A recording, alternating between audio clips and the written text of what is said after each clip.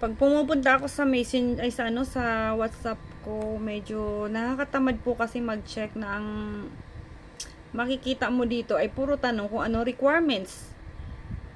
Ang dami-dami ko nang daldal dito sa ano, sa Facebook. Pero pag dito sa ano, anong requirements, ma'am, nakita ko po yung ano mo, video mo sa post sa Reels.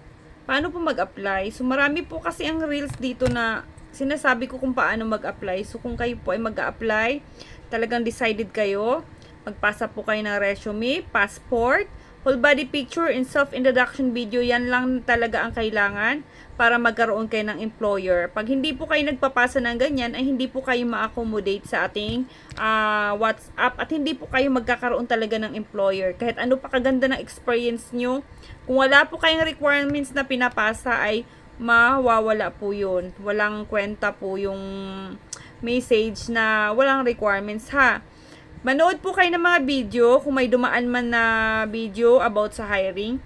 I-stock nyo yung page, malamang marami ang video na paano. And sa ano profile pa lang, meron na tayong nakalagay dyan, nakapaskil kung ano yung dapat gagawin, paano mag-apply.